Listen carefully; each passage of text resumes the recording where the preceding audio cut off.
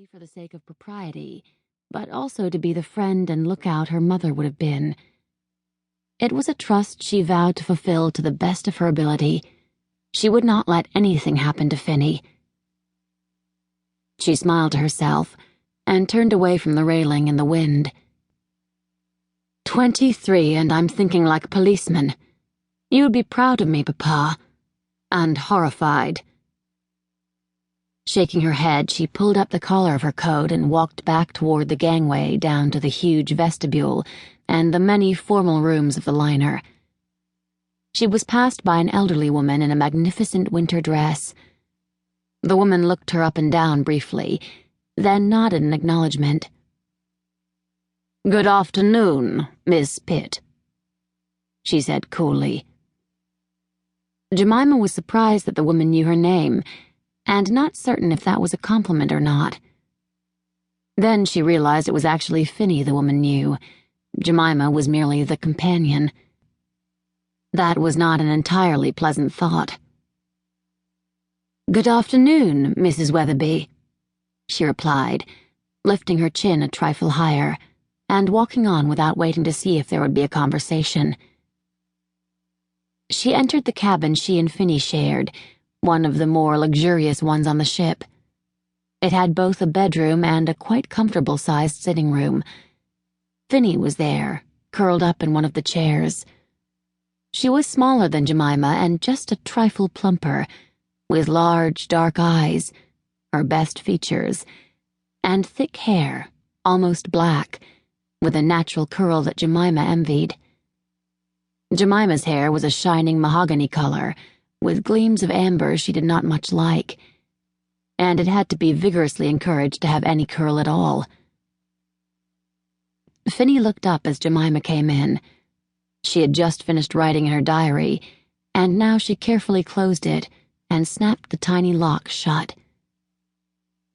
"I shall want to remember this," she said with a smile. "I shall not be a single woman much longer. I may forget what it feels like." "I shall remind you," Jemima replied, closing the door behind her and taking off her coat. She was glad to be in the warmth again. The wind off the ocean had a very sharp edge to it. Finny gave a tiny shrug of one shoulder. "Oh, you may not always be single," she said cheerfully. "You really should turn your attention more fully to the subject. You do not need to be as fortunate as I am in order to be well-suited." A blistering retort rose to Jemima's lips, but she bit it back with difficulty. Finny's father was paying her fare, as she had been reminded twice already. She couldn't afford to alienate his daughter. "Indeed, you are quite right," she said, walking across to the cupboard where she would hang up her coat. She kept her back to Finny so the younger woman could not see the expression on her face.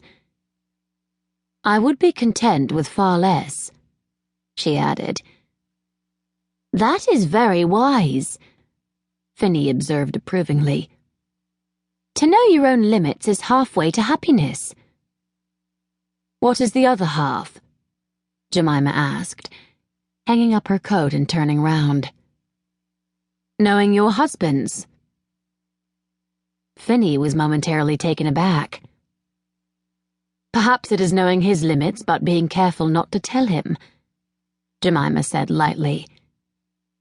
"Tact is a priceless virtue. It can cover a multitude of misfortunes, don't you think?" "I don't know," Finny said instantly. "I don't have a multitude of misfortunes." Jemima smiled. "Give it time. You are still very young." Finny's smile vanished.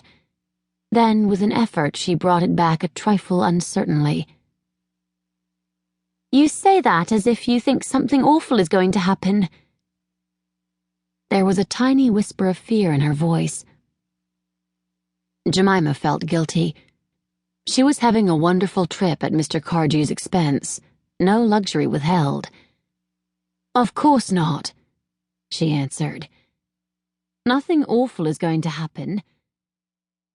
But she could not let it go entirely.